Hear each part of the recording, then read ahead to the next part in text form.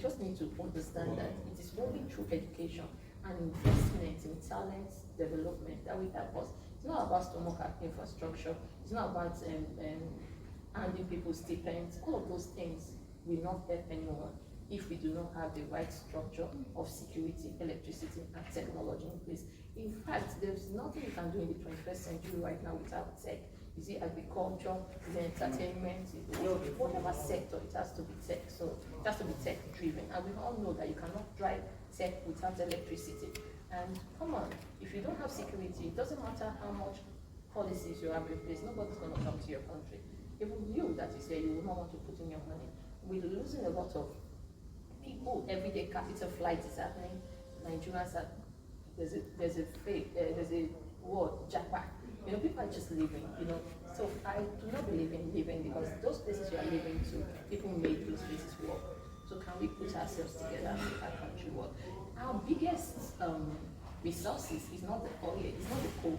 Our biggest resources are the people of Nigeria, because we have over 200 ethnic groups in this country. So what that means is that if there's security in this land, every single week, one ethnic group or the other is having a festival. Do you know what that will do for tourism? So we should embrace our differences. We should embrace our diversity. It's a resources, it's a multi-billion-dollar resources, and it's not a disadvantage. That's all I have to tell you. Wow. I don't know, if you've not been inspired by that, then I don't know what else is going to inspire you. Technology, electricity, security. These are her three key words in building Nigeria. Probably we'll be seeing our very first female president of Nigeria. It's never been done. She's probably might be the first one. It's been a pleasure having you, Mrs. Tari Oliver. And I was told that you have ties to practically all the 4 geopolitical zones of Nigeria. Can you tell us a little about that on a lighter note? Okay, so let me just go to the very beginning.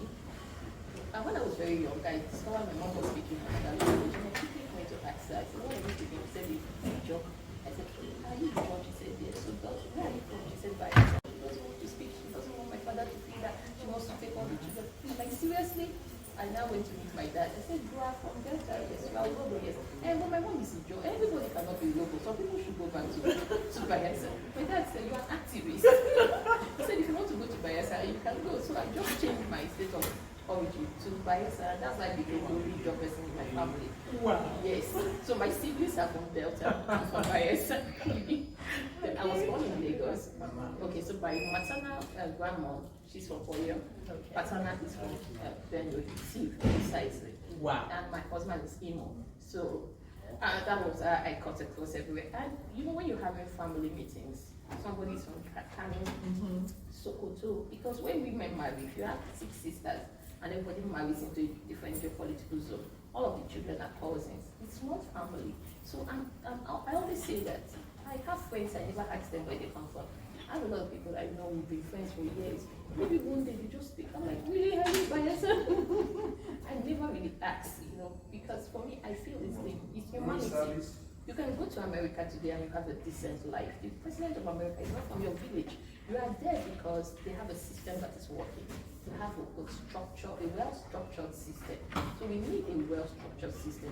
We do not need strong men, we need strong institutions. So that's what I'm saying. For 61 years, if the men have not been able to fix this, come on. It's about time they just let me fix this. You heard her. Let Tari Oliver fix Nigeria. Thanks for being with us. I am Joycelyn Elakeche Ada. We'll be having more of Tari, definitely. I'm not going to let her go. So make sure you keep watching ABN for more on her if you want to, keep up with her. Bye from now.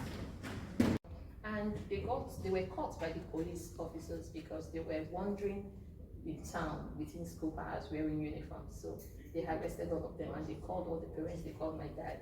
So my dad got there. When my dad got there, he saw that my brother was behind the counter. And he said, police officers, why is he behind the counter? I know him very well. With his long legs, he's going to run. Put him in the cell. And the police officers started begging.